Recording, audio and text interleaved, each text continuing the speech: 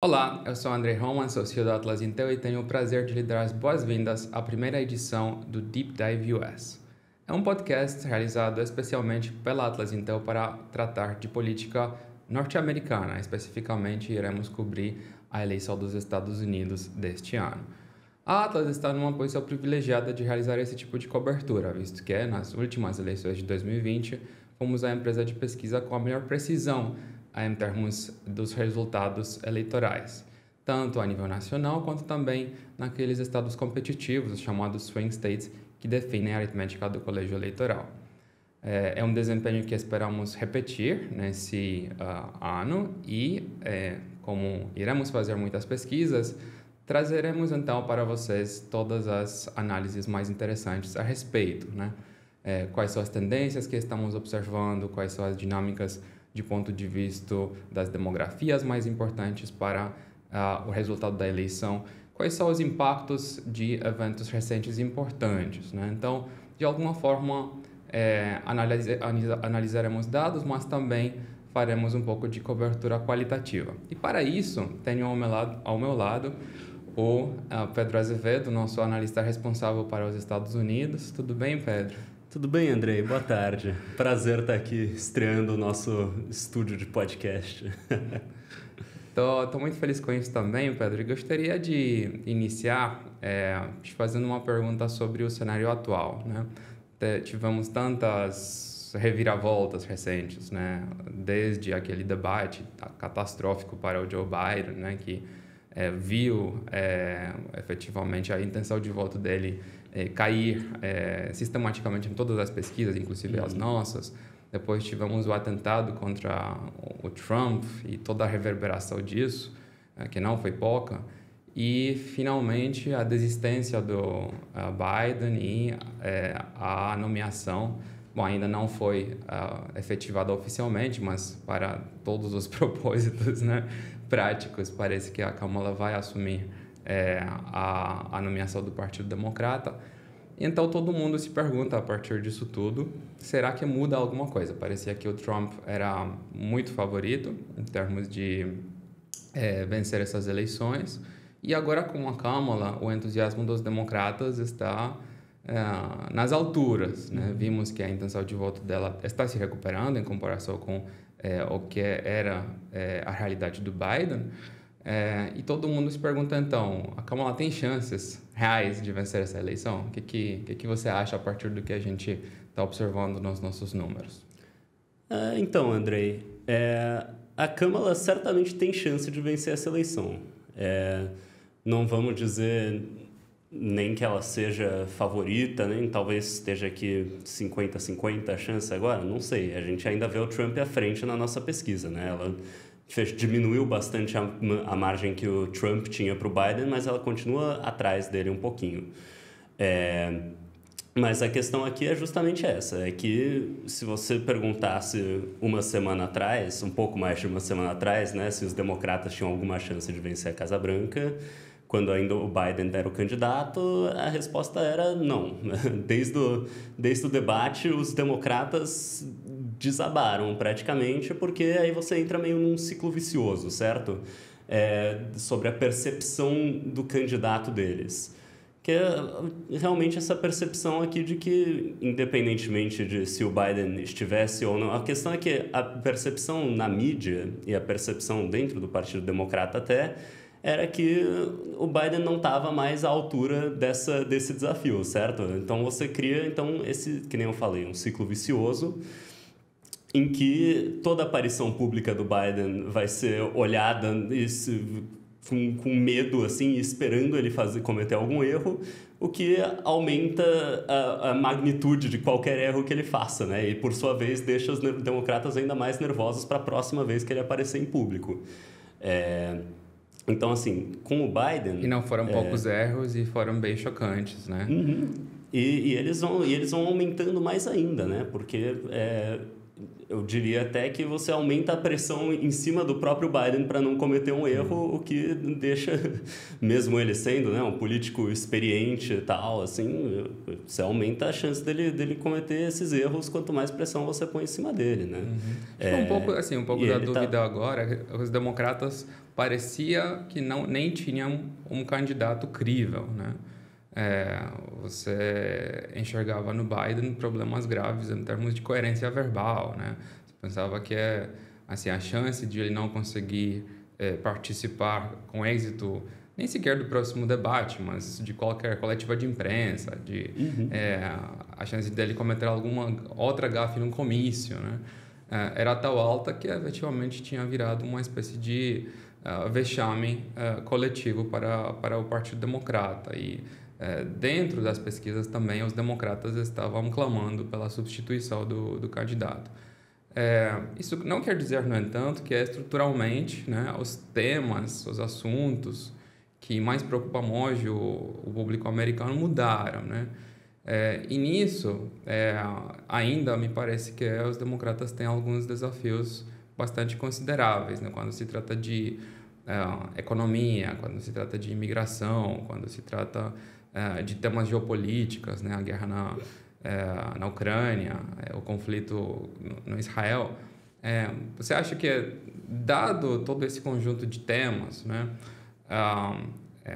O entusiasmo atual em relação a Kamala, ele é uma coisa de curto prazo e então tem um prazo para expirar, ou é algo que de alguma forma ajudará os democratas a enquadrar essa eleição com talvez outros assuntos que são mais prolíficos ou de alguma forma possibilitam que eles abordem essa eleição de um jeito que o Trump, que tire talvez o Trump um pouco da zona dele de conforto? Eu acho que essa é a grande pergunta aqui, Andrei, porque justamente essa semana a gente viu realmente um surto de entusiasmo assim pela Kamala que muita gente não esperaria, mesmo o pessoal que defendia que o Biden saísse e que a Kamala entrasse no lugar dele. A gente viu a Kamala estourar recordes de arrecadação para a campanha dela. A campanha da Kamala Harris arrecadou $200 milhões em uma semana, sendo 2/3 desses $200 milhões dessas doações vindo de doadores inéditos, então doadores que não tinham doado antes para a campanha do Biden, por exemplo. Teve quase 200 mil, foram acho 170 mil voluntários novos se registrando na campanha da Kamala, né?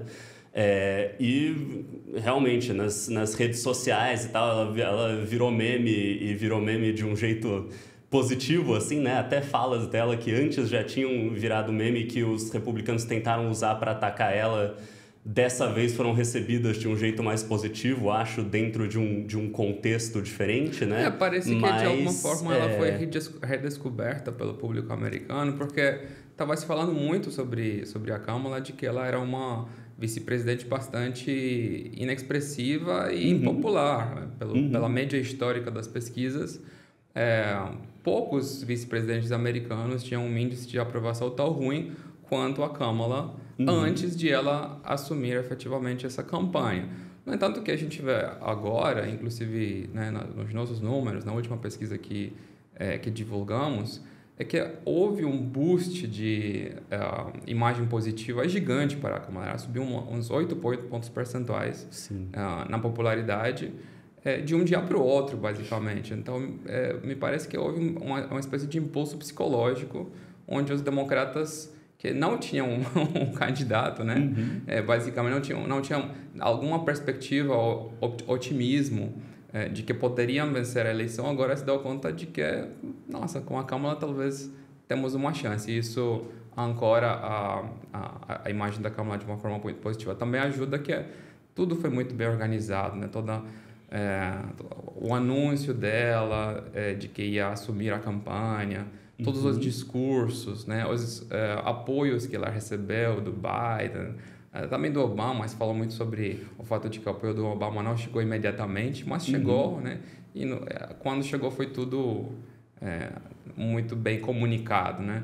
Isso, então, deu a impressão de que desde uma campanha onde nada funcionava, agora parece que tem uma campanha onde, milagrosamente, né, de um dia para o outro, tudo está muito bem encaminhado, funciona, tem doações chegando e tudo mais. E eu diria, inclusive, vou fazer uma coisa que é rara hoje em dia aqui, que é apontar um mérito do Biden aqui nisso aqui, que aparentemente a história aqui que se vê aqui é que não necessariamente a Kamala seria candidata. No primeiro pronunciamento que o Biden faz, onde ele anuncia que não vai concorrer à eleição, ele não fala nada sobre a Kamala e sobre quem ele vai indicar no lugar dele, certo? Isso vem um pouquinho depois, ele indicando e apoiando a Kamala totalmente, e o que se diz, o que a gente tem ouvido é que vários dos figurões aí do Partido Democrata que pressionaram o Biden para sair, como, por exemplo, a Nancy Pelosi, como, por exemplo, o Obama,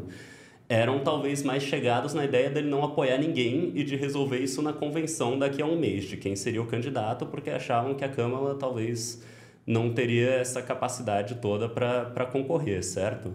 Então, e eu acho que esse apoio do Biden à Câmara, ainda, certo?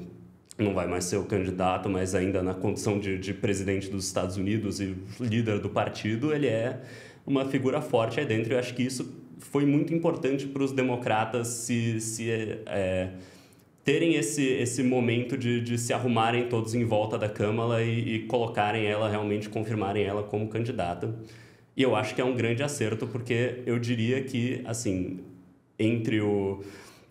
se a gente esperasse mais, se os democratas fossem esperar mais um mês até a convenção para escolher o candidato deles, essa percepção que já vem de um mês para cá, desde o debate dos democratas brigando entre si para ver se o Biden tem que sair ou não, essa percepção de um partido dividido e meio perdido, assim, ia continuar. Talvez você chegasse lá na convenção e resolvesse tudo perfeito e você aponta ali um governador democrata para ser o seu candidato e ele vai de lá. Mas até lá você ficaria com essa história na mídia de que os democratas estão divididos, estão bagunçados. Então é nítido de que foi um golaço, né? Tanto aí, assim, a substituição do Biden, quanto a escolha da Kamala, quanto isso foi bem feito, tudo isso foi até agora um grande sucesso. Mas, como a gente vê nos números, o Trump ainda está na frente, 2 pontos de diferença nos Estados Unidos a nível nacional, quer dizer que nos estados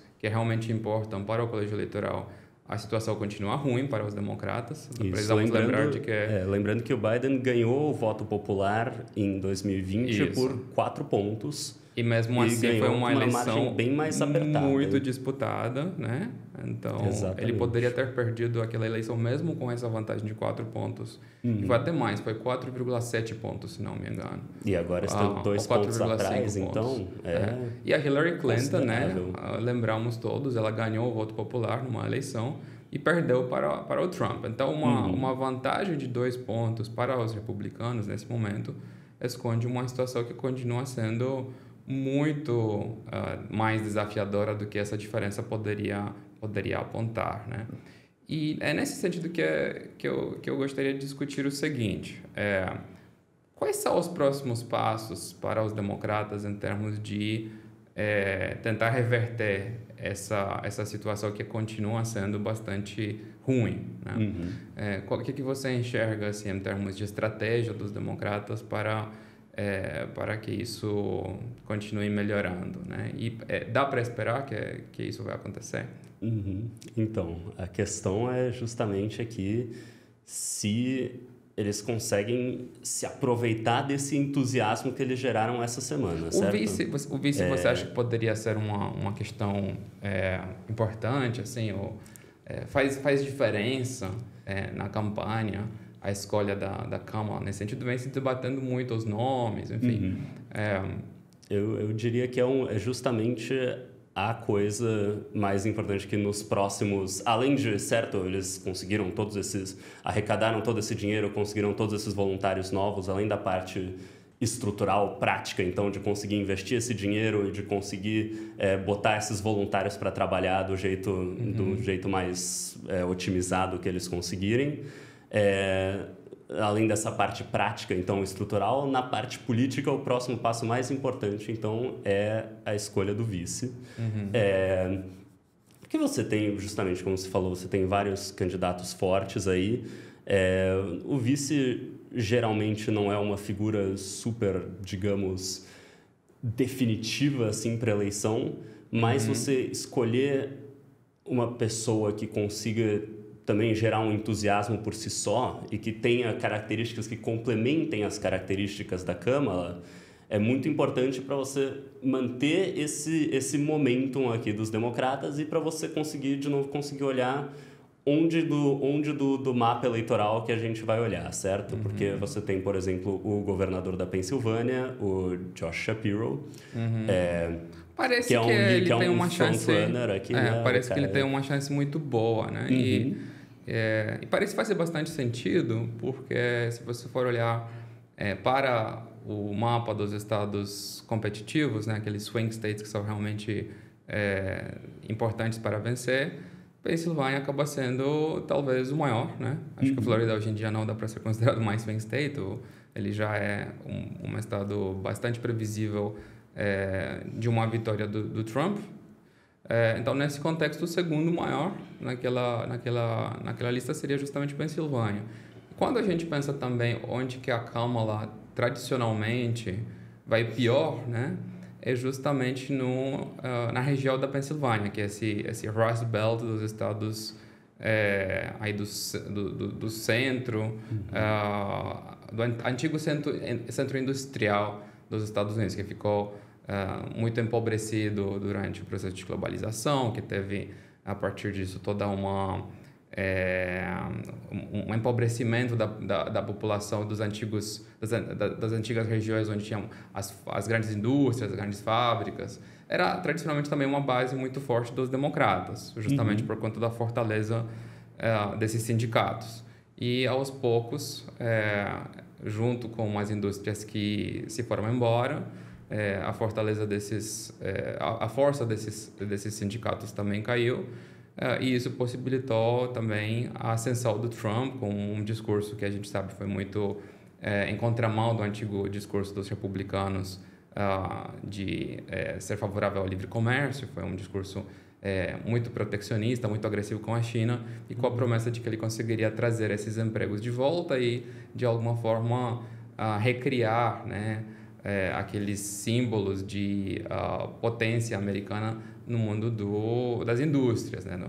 Manufacturing jobs. É isso que acabou sendo uma premissa muito forte para o Trump, e ele conseguiu realmente convencer e reverter essa vantagem estrutural que os democratas tinham nessas regiões. Pois bem, a Kamala, eu entendo que entre os candidatos democratas que poderiam substituir o Biden, aqueles que estavam sendo considerados, ela era talvez uma das piores opções para essa região.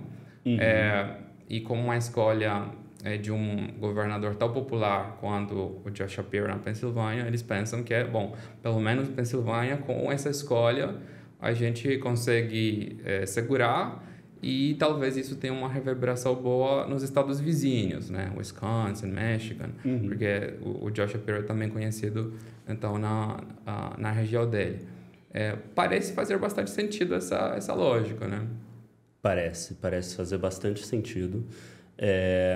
E justamente é uma parte grande dessa decisão de vice-presidente, que é quem que vai ter essa vantagem eleitoral aí para justamente compensar onde você pode ser as fraquezas do seu candidato, certo? A escolha do Mark Kelly seria, de alguma forma, estratégica no contexto do atentado contra o Trump, eu entendo. Isso porque houve aquele ataque muito famoso nos Estados Unidos contra a esposa do Mark Kelly, a Gabby Giffords. Na época, ela foi baleada por um extremista completamente maluco, né? Com problemas de distúrbios psicológicos, enfim.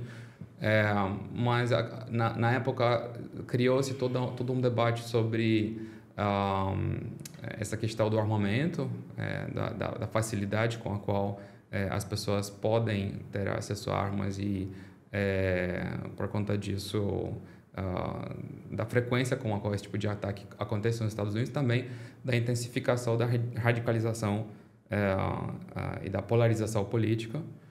E, de alguma forma, seria uma maneira de mostrar durante a corrida eleitoral de que o ataque contra o Donald Trump também foi basicamente o mesmo tipo de ataque que também atingiu a família do Mark Kelly. Inclusive, a Gabby Giffords ficou, ao contrário do Trump, a bala não passou, né, pela orelha, mas ela foi baleada na cabeça.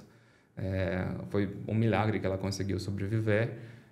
E a recuperação dela foi muito sofrida, né? Ela conseguiu se manter como deputada no Congresso americano, mas assim, até hoje os impactos sobre a saúde dela são bem evidentes, né? Ela tem uma séria deficiência física por conta do que aconteceu lá atrás.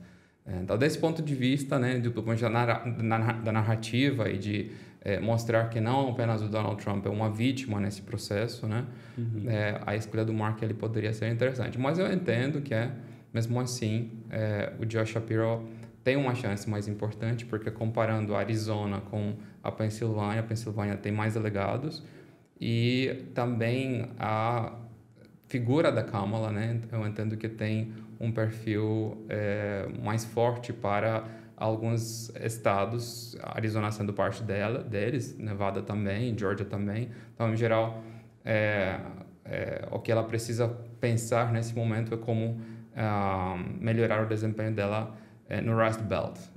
E lá, a Pensilvânia é o estado mais importante. Agora, o que é interessante sobre o Josh Shapiro é que certamente vai reintroduzir como assunto na eleição americana a questão do confronto armado entre Israel e Hamas na faixa Gaza. Isso vem sendo um grande problema em termos do engajamento da base militante do Partido Democrata, que se afastou do Biden por conta desse assunto. Cada vez que o Biden aparece em algum comício, existem aí os militantes da Palestina Livre. E esse movimento até agora tem também criticado muito a Kamala Harris pela defesa bastante contundente que ela fez em relação ao direito de Israel prosseguir, né, com essa operação militar que criou uma catástrofe humanitária na faixa Gaza. O que você acha, assim, nesse sentido? O assunto Israel é algo que os democratas deveriam se preocupar? Como que eles devem encaminhar essa questão em relação à figura da Kamala? Certamente é uma preocupação e é algo que realmente tem tido muita saliência recentemente. Ao mesmo tempo, especialmente, né, entre realmente, como você falou, esses grupos, enfim, militantes, ativistas que têm muita repercussão, principalmente no eleitorado mais jovem, né, que foi muito importante para eleger o Biden em 2020. Mas a questão aqui é que, muito provavelmente, não tem como aplacar esses manifestantes, o pessoal mais à esquerda e que exige uma atitude radical dos Estados Unidos em relação a Israel, certo? Tem esse pessoal, as demandas são de basicamente cortar a relação com Israel, de parar o financiamento, parar de vender armas, aplicar sanções por causa do que eles estão fazendo em Gaza e na Cisjordânia. Boa parte da esquerda universitária nos Estados Unidos, eu entendo hoje, está engajada nesse tipo de ativismo. E essa mesma esquerda universitária que tradicionalmente ajuda na organização de base, né, do Partido Democrata, naquele tipo de ativismo em termos de organizar doações, bater na casa das pessoas para se registrarem para votar, né? Organizar todos os comícios em território, não apenas do candidato quando ele vai lá, mas também de toda uma lista de figuras relevantes dentro do partido que vão e chegam nas cidades para mobilizar o voto. Então, é de fato um assunto bastante complicado para os democratas nesse sentido. De um lado, eles não têm muito como mudar o discurso, porque se forem mudar o discurso para ser uma coisa muito mais radical em termos das críticas ao governo de Israel, isso apenas vai reforçar a vantagem competitiva do Trump em relação a eleitores para os quais esse é um assunto importante, né?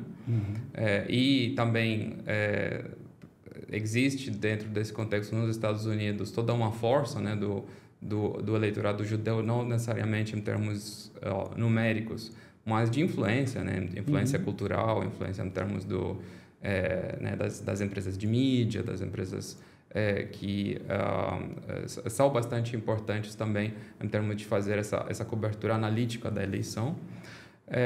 E, ao mesmo tempo, se a Kamala simplesmente deixar as coisas rolarem do jeito que vem acontecendo, né, isso vai ser, então, um obstáculo em termos de contar com o apoio dessa base militante, né?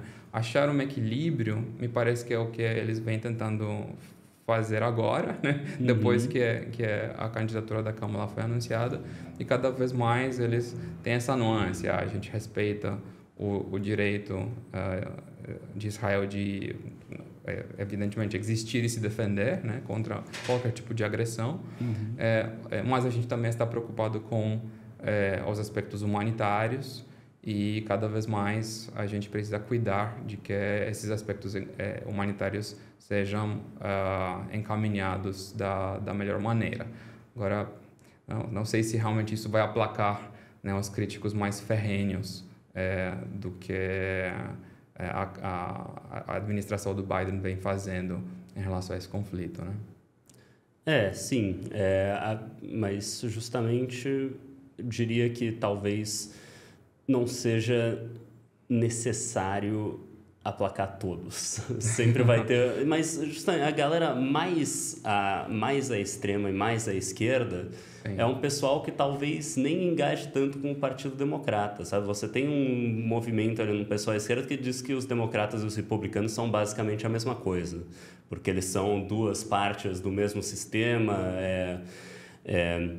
Então, você tem uma tentativa aqui de você tentar pescar, talvez, os mais moderados dessa parte, dessa galera mais jovem. E eu diria que, mesmo assim, talvez Israel não seja, o conflito não seja o melhor caminho para isso, justamente porque você tem que pisar em ovos com muito cuidado aqui, quando se toca nesse assunto, né? Algo que tem sido muito forte para mobilizar o eleitorado democrata e toda essa organização local tem sido a questão do aborto, que é algo que eu acho que a Kamala pode usar muito melhor do que o Biden poderia, porque é uma questão que tem sido muito saliente desde que a Suprema Corte reverteu o precedente de Roe v. Wade, certo? Que garantia nacionalmente esse direito ao aborto.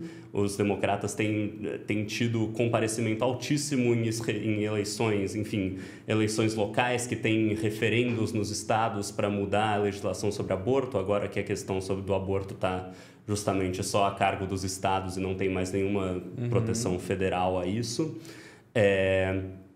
E a Kamala, especialmente, desde que a Suprema Corte tomou essa decisão, a Kamala tem estado muito ativa em liderar esse esforço aqui pela questão dos direitos reprodutivos e da questão do direito ao aborto.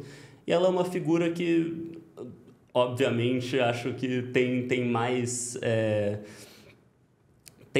representativa, tem mais lugar de fala, digamos, nesse assunto que tem sido muito importante para os democratas do que o Biden. Só para reforçar, Pedro, quanto esse assunto é de fato muito importante, na última pesquisa que a gente publicou, medimos a opinião dos eleitores americanos justamente sobre esse assunto e vimos que 55% da população nesse momento apoia a reintrodução daquele entendimento Roe versus Wade, né? Foi uma decisão da Suprema Corte Americana que efetivamente aprovou o direito de abortar em todo o território nacional, não apenas em estados específicos. Foi uma decisão histórica que acabou sendo revertida com a chegada de juízes conservadores na Corte Suprema depois do último mandato do Trump, né? E nesse contexto apenas 31% apoiam essa reversão, esse entendimento novo da Suprema Corte. Um dos principais poderes do presidente americano é nomear esses juízes, e a percepção muito ampla hoje em dia no país é que existe uma contradição entre o que a maioria dos republicanos, a maioria dos americanos esperam da Suprema Corte em questões como aborto, por exemplo. Nem sequer o Trump defende essa decisão. Ele defende, assim, ele tenta se defender, assim, alegando que é uma decisão que cada estado deveria poder fazer por si, assim, de maneira independente, que efetivamente deveria ser uma decisão democrática tomada a um nível mais local, né? Mas nem sequer ele assim, defendeu a decisão, e o entendimento político na época foi que isso ia, de fato, prejudicar as chances dos republicanos nessa eleição. A pesquisa é bastante coerente desse ponto de vista e mostra que assim, há um saldo, né, de opinião de 23 pontos percentuais contra essa decisão da Suprema Corte, que vai certamente ser uma questão muito positiva para a campanha da Kamala Harris agora. Sim, o que é muito interessante, no entanto, aqui... Só fazer isso foi um grande tiro no pé dos republicanos, inclusive, do movimento conservador como um todo, né? Para a gente não dizer foi muito necessariamente radical, dos republicanos. Né? Foi entendido como algo muito radical. Exatamente. Foi uma questão que... por muito tempo, a questão do aborto mobilizava muito mais o lado republicano e o lado conservador, e porque você tinha essa proteção federal aqui, os republicanos se sentiam à vontade de fazer propostas radicais sobre aborto, propostas radicais contra o aborto, né? Porque eram coisas que não iam ter um efeito prático, porque você tem essa proteção federal ao direito do aborto, e que então você podia basicamente falar qualquer coisa sobre o aborto. E agora nesse novo status quo, assim, né? Agora que essa decisão foi revertida, isso tem um impacto real na vida das pessoas, e o aborto virou completamente de um assunto que mobilizava muito os conservadores para um assunto agora que mobiliza muito mais a galera liberal e progressista a favor do aborto, porque agora você tem essa percepção de que o direito ao aborto está sob ameaça nos Estados Unidos, e de que então isso virou um mobilizador muito forte. E a gente estava falando justamente dos movimentos estudantis, da esquerda universitária. Como a gente estava falando, Israel é um assunto muito delicado aqui, inclusive na mesma pergunta aqui que a gente pergunta sobre o Roe v. Wade, né? A gente vê que fica no 0 a 0. Sobre esse quadro, a gente tem um quadro que mostra efetivamente em cada uma dos assuntos importantes em termos de propostas ou projetos das duas campanhas, né, do lado republicano e do lado democrata, qual que é o nível de apoio popular para cada uma dessas propostas, né? Temos em primeiro, nesse ranqueamento de aprovação, a legalização da marihuana. Em segundo vem essa reintrodução dos direitos de aborto a nível federal.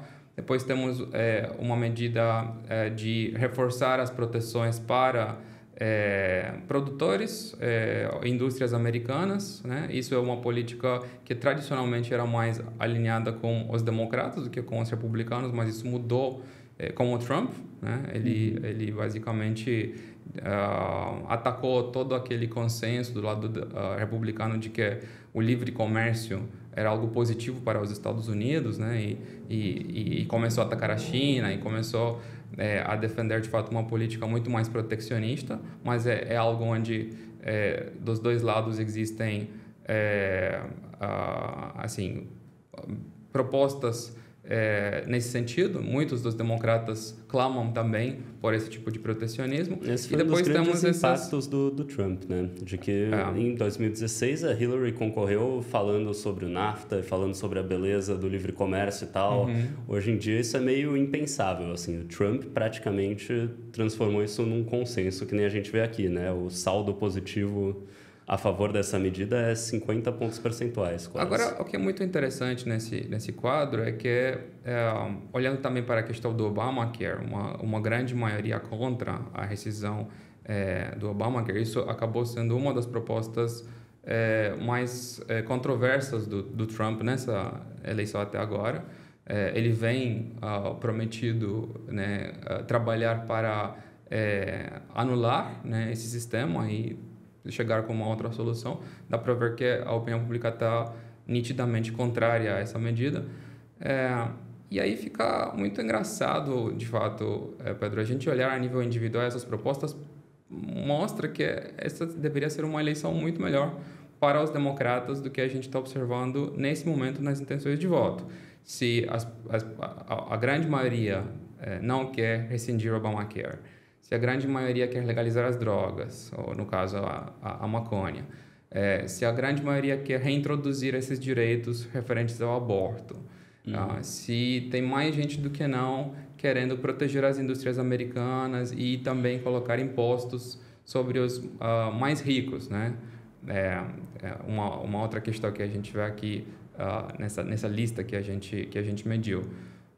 Como então que a gente explica que a partir de saldos tão positivos para políticas defendidas pelos democratas, a intenção de voto hoje em dia é tão mais favorável ao Trump do que a Kamala?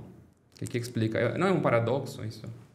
Eu diria, Andrei, que a questão principal aqui é a saliência dessas questões aqui, né? A gente pode falar, você tem um saldo muito positivo aqui a favor, por exemplo, da legalização da maconha, né? Mas não é um assunto agora que seja tipo um grande debate sobre a legalização da maconha nos Estados Unidos, certo? Os temas que estão sendo tratados aqui, principalmente se falando da economia, onde você tem então uma visão de que o modelo que o Biden tem seguido, que os democratas têm seguido, tem causado o mal-estar na economia que tem sido sentido, né, entre a população.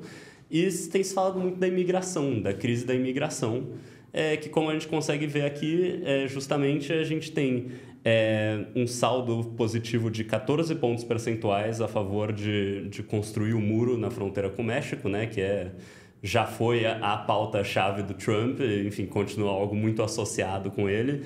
Você tem um saldo de 10 pontos negativos aqui contra você prover caminhos para a cidadania para imigrantes ilegais, né? Então, nessas questões de imigração, por exemplo, que têm sido muito fortes nesse ciclo eleitoral e que tem se discutido muito, você vê que o público talvez está pendendo mais para um lado conservador e que é um lado muito associado com o Trump.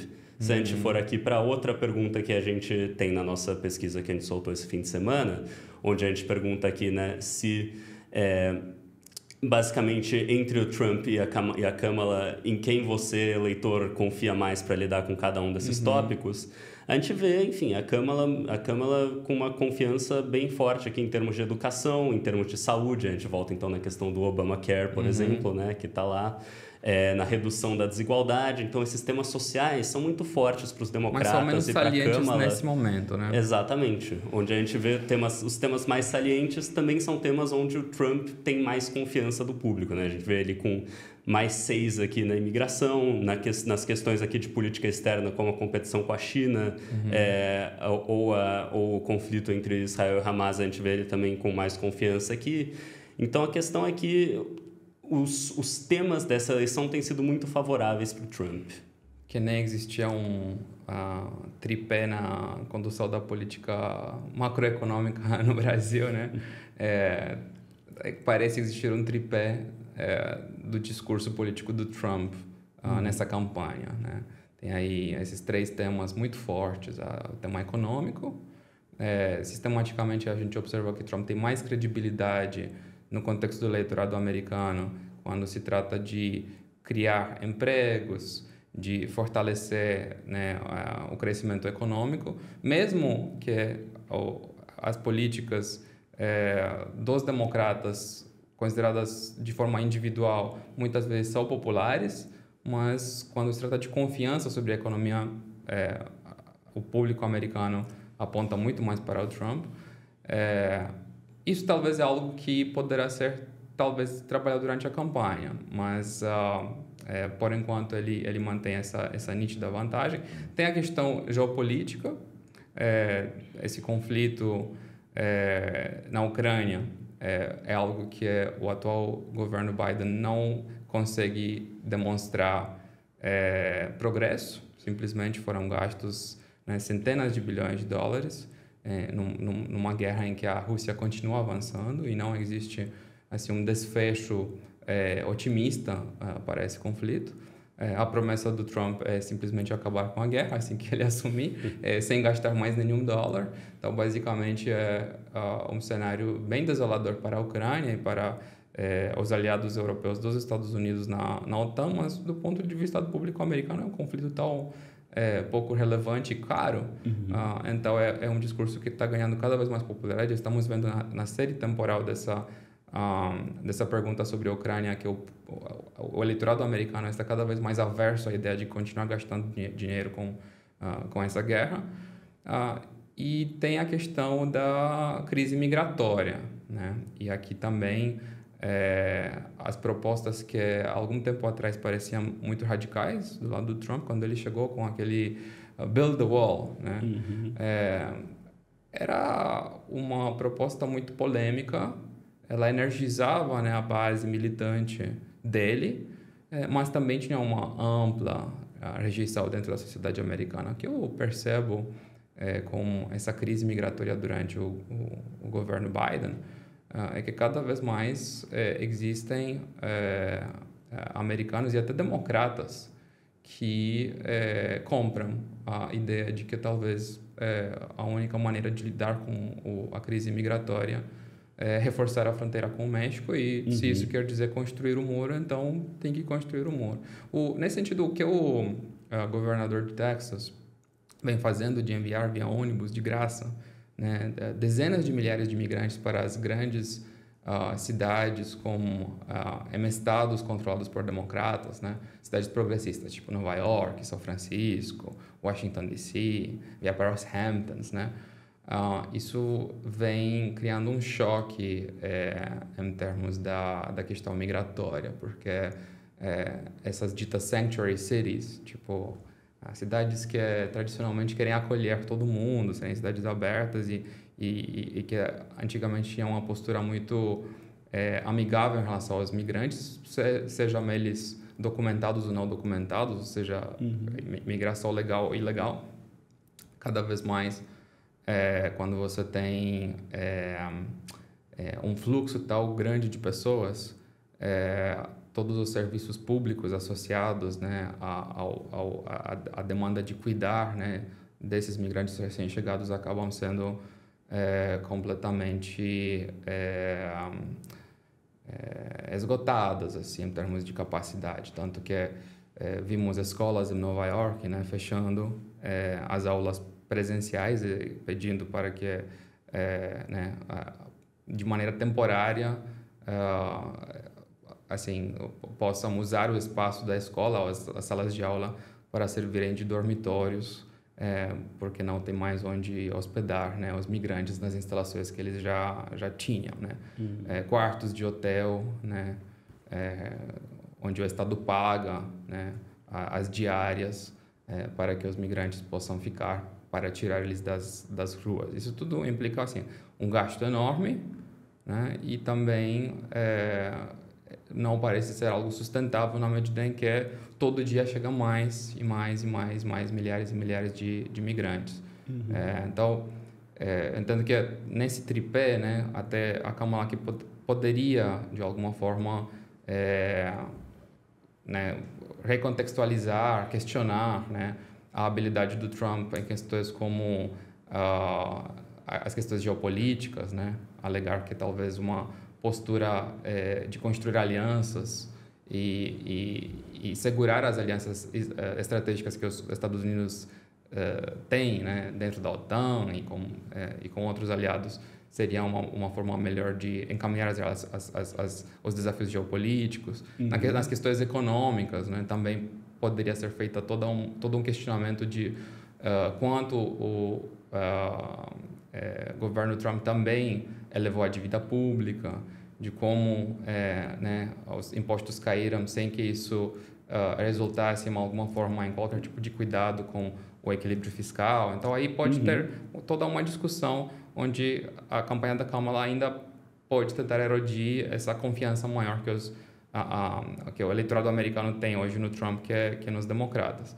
Mas quando se trata da questão migratória, me parece que isso é já um assunto que não tem mais tempo para abordar de forma positiva no contexto dessa campanha. Assim, a crise é grande demais e tudo que o Biden prometeu fazer até hoje para resolver isso não parece ter dado nenhum fruto.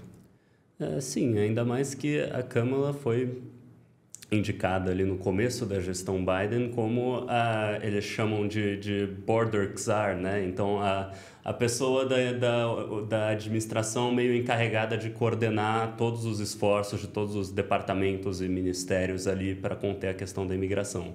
Então, essa é uma questão com a qual ela está muito associada, que certamente vai ser um problema para ela nessa eleição.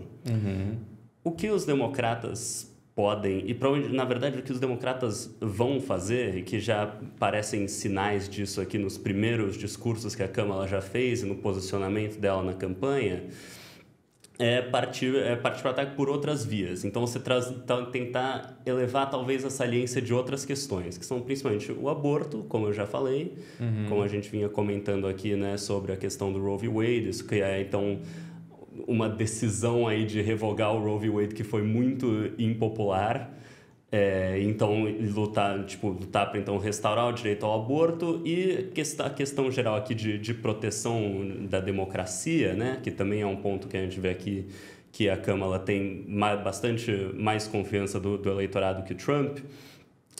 E até também na questão aqui a gente vê da indicação de juízes para a Suprema Corte, né? Que a Kamala tem 9 pontos percentuais acima do Trump aqui de confiança nessa questão. E que então partir para o ataque no sentido de tentar... O enfoque que ela tem dado nesses primeiros discursos dela tem sido muito na questão de freedom, de liberdades, né? Então, tentar categorizar tudo isso, enfim, a questão de como a Suprema Corte tem agido hoje, ligar isso ao Trump, porque os juízes conservadores... metade dos 6 juízes conservadores da Suprema Corte foram o Trump que indicou e que colocou lá, né? Lembrar ao público, então, do ataque ao Capitólio, dos esforços do Trump para negar o resultado da eleição de 2020, reforçar a questão do aborto também como algo diretamente ligado aos republicanos, tentar colocar isso como uma ameaça aos Estados Unidos e aos americanos e se colocar como... Então, sou eu que vou lutar contra o Trump, então, eu que vou lutar por isso. E que é uma coisa que o Biden não tinha como fazer, porque o Biden ficou completamente preso nessa questão da idade dele, que era o que a gente estava falando mais cedo, né? O Biden não tinha como pautar essa narrativa de jeito nenhum, porque sempre que você fala do Biden, você vai falar da idade do Biden. E você vai focar na condição física dele. Ele não tinha como fazer isso de um jeito crível.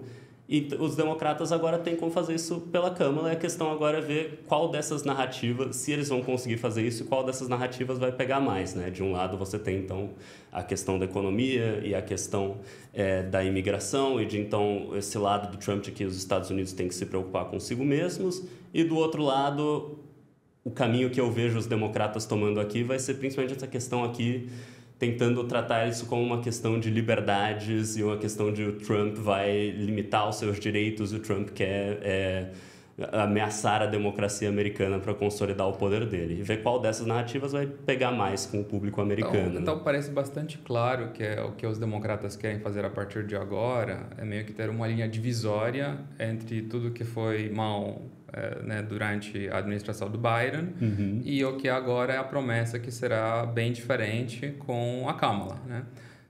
Sendo que ainda tem um problema, né? Bom, de fato tem vários problemas, mas o maior deles nesse contexto é que o Biden ainda é presidente dos Estados Unidos. Ele será escondido durante esse tempo que temos pela frente.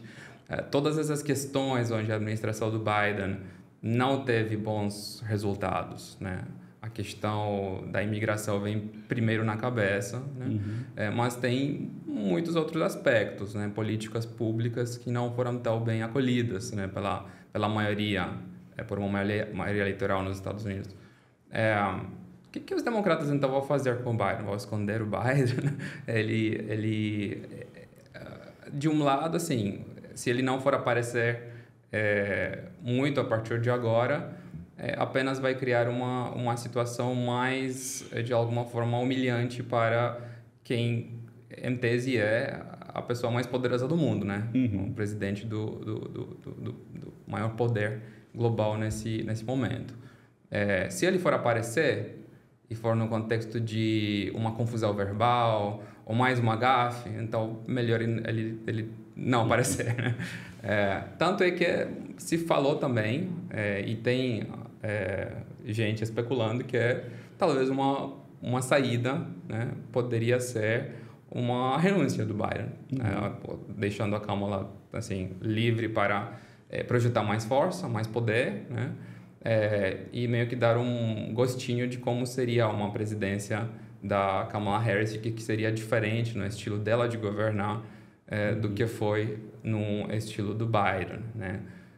Que foi um estilo meio ausente, eu diria, né? Um presidente que fala pouco, que comunica pouco, que em geral, assim, existe sempre o contraponto, mas o Trump seria pior, né? E aí você lista tudo que é ruim, né? Na agenda do Trump, tudo que é ruim na figura do Trump, mas é mais uma agenda de negação do que uma agenda de proposição, né? De ter assim, uma lista de assuntos, de programas defendidas de maneira bastante enérgica e no sentido de construir uma agenda própria, de levar para frente uma agenda própria. O que a gente pode esperar nesse sentido, na sua opinião? Qual que será essa relação entre a Kamala e o Biden? Qual será a importância do Biden nesses meses que vêm pela frente? Eu diria primeiro aqui sobre a questão de se o Biden devia, certo, renunciar ou sair. Eu acho isso muito improvável, porque primeiro de tudo por uma questão pessoal do Biden, que a gente viu muito já ao foi longo tão difícil ele renunciar mês. de ser candidato, né? Imagina ele renunciar de ser presidente. Exatamente. Assim, ele já lutou tudo que ele podia para ficar como candidato. Ele tem uma percepção aqui de que esse tipo... Ele concorreu, ele já tinha concorrido umas 3 vezes à presidência antes dele se eleger. Esse é, tipo, o ápice da carreira política dele, uma carreira que está aí há 50 anos. O Biden, se eu não me engano, ele foi eleito pela primeira vez como senador. Ele chegou em Washington, tipo, nos anos 70, 72, se eu não me engano. E esteve lá desde então. Assim. Então, esse aqui é o auge da minha carreira, ele certamente vai querer continuar, assim. Mas também pelo lado de que seria um erro estratégico muito grande para os democratas. Porque agora eu diria que eles estão num bom momento, num bom espaço, onde a Kamala, para parafrasear ela mesma numa frase que virou meme aqui, a Kamala é tudo que pode ser sem ter o peso do que já foi, assim, sabe? Porque ela então está propondo essa visão de futuro e ela então é a candidata por comparação agora, né, a jovem, enérgica e tal, e tá então os olhos no futuro e ela meio se dissocia um pouquinho da administração atual.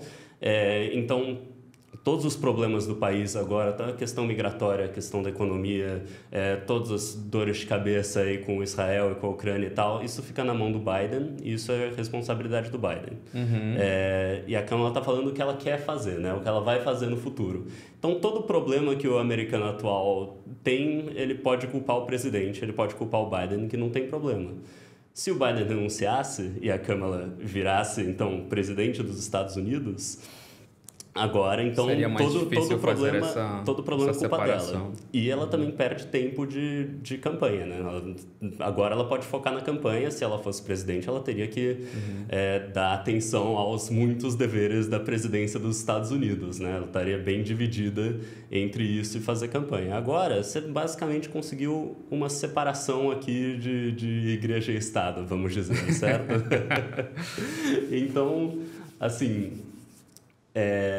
E até por isso, certo, o Biden, você ter novas gafes do Biden, novos tropeços dele, certamente ainda tem algum impacto e algum reflexo nos democratas como um todo e na Câmara, mas muito menos agora, porque você tem, você tem a candidata e você tem o presidente um pouco distanciados, assim, sabe?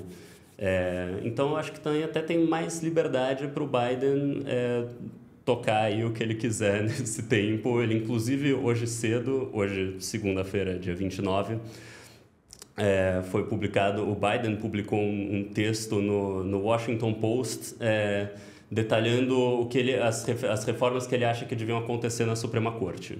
E que ele defende, então, você tem um limite do mandato dos juízes da Suprema Corte e eles terem que aderir a um código de ética e uma emenda constitucional para garantir que o presidente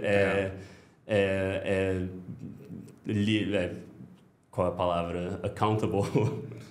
Responsável né? pelos atos criminais, assim, para meio contradizer aquela decisão da Suprema Corte de um tempo atrás. Então, eu acho que o Biden agora está preocupado com qual que vai ser o legado dele, o que ele vai fazer. Ele vai continuar governando aqui, ele vai provavelmente aparecer em alguns lugares para fazer campanha pela Câmara, e aí você espera que ele não vá ter gafe, todo mundo vai torcer para ele não ter gafes, mas... É interessante que essa proposta ele vai estar do lado dele aqui e a Câmara do lado dela. Faz, no entanto, é algo que ninguém espera que ele tenha qualquer relevância mais para conseguir implementar, visto que ele nem sequer é mais candidato. Então fica, de alguma forma, também um pouco esquisito assim, esse projeto. Por outro lado, você também pode pensar em como o Biden está se reposicionando como uma espécie de ancião, né, acima da política, né? Exatamente. Ele já não é mais candidato, mas tem um papel relevante. Acho que está num processo de tentar melhorar a imagem do legado dele, e nisso nada melhor que denunciar, né, a corrupção do Trump e tudo que é ruim nos conflitos de ética da Suprema Corte e criticar decisões que vão em contramão da opinião pública americana, né? Exato. Agora ele está justamente, se diz o lame duck, né, o pato manco, que se diz o cara que não vai se reeleger, não vai continuar o mandato dele. Ele tem justamente, acho que essa liberdade aí para falar dessas e se meter sem ter... Ele pode introduzir o assunto sem ter que meter a mão na massa para isso, sabe? O principal desafio do Biden, me parece, no entanto, que é justamente o fato de que tem tão pouco tempo para mudar essas percepções, né? A imagem dele continua sendo bastante desgastada.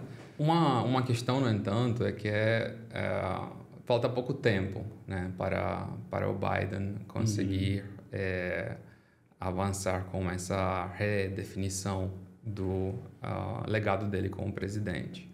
É evidente que ele está tentando, né, essa melhora de última hora na aprovação pública, mas eu entendo que o potencial dele conseguir isso pela frente será bastante reduzido. Falta pouco tempo e também ele não estará mais no centro da atenção. Quem está agora no centro da atenção é evidentemente a Kamala Harris. A partir disso, uma situação bem pouco prazerosa para o Biden. Não é um momento, né, de grande triunfo, né, desse final de mandato que ele esperava.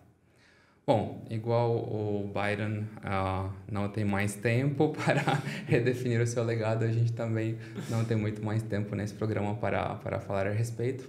Para ficarem atualizados sobre isso e sobre todo o nosso trabalho, não deixem de seguir nossos perfis nas redes sociais, no YouTube, no Twitter e no nosso site. Poderão buscar, por exemplo, o relatório que a gente comentou hoje no www.atlasintel.org e dentro dele vocês poderão achar todas as perguntas que foram formuladas, todas as segmentações e entender também mais aspectos sobre a nossa metodologia, como que a Atlas chega nos Estados Unidos para realizar esse tipo de pesquisa. Obrigado a todos.